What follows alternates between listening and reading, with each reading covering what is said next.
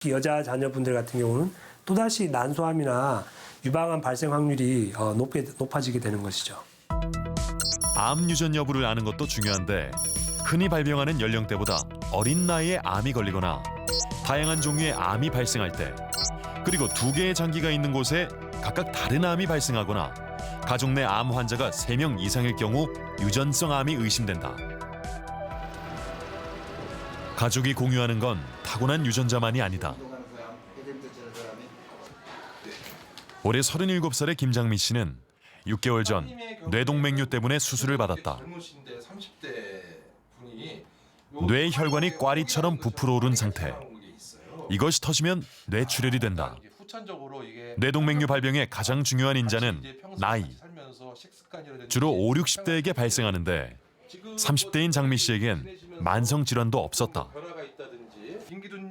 원인을 찾던 의료진에게 떠오른 건 김장미 씨 아버지의 병력. 김기두 씨는 지난 2015년 뇌혈관이 막혀서 발생하는 뇌경색으로 수술을 받았다. 혈관에 지방이 쌓여 좁아지거나 막힌 흔적이 확인됐다.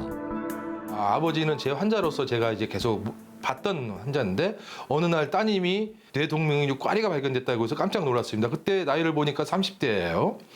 근데 이 30대에 사실 뇌동맥류가 잘 오지 않는데 이렇게 왔다는 것 자체는 어떠한 환경적인 같이 공유할 수 있는 영향이 있지 않았을까 봤을 때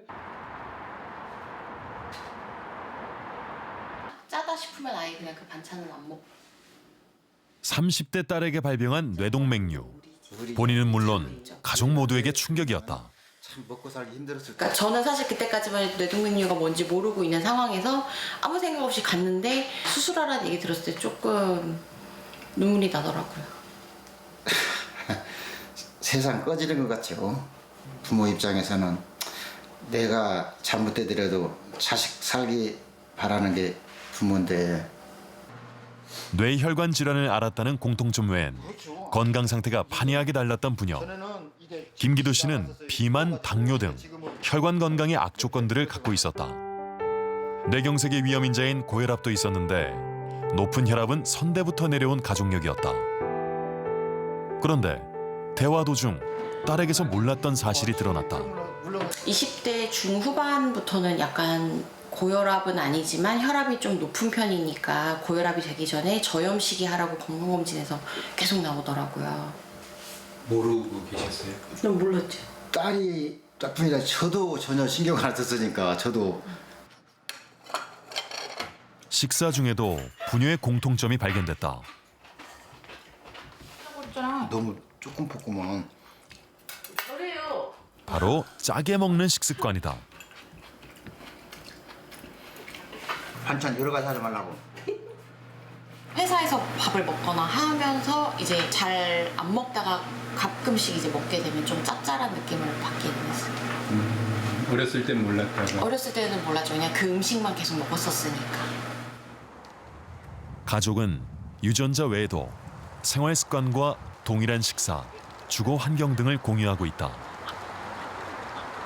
후천적 유전자로 불리는 이들을 잘 관리하는 것만으로도 가족력 질환은 예방이 가능하다.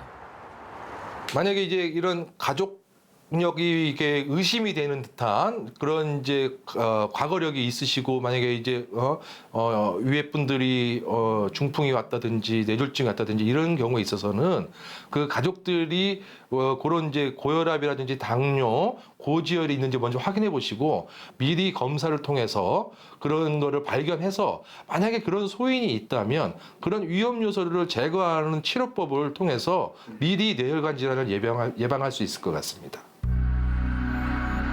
조선의 4대 왕 세종은 1418년 22살의 젊은 나이에 왕위에 올랐는데요.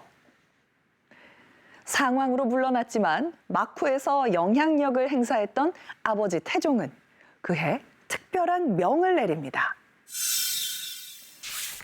요즘 중풍으로 갑자기 죽은 사람이 20여 명이나 되니 응급치료법을 대궐 안팎의 방으로 붙이게 하라.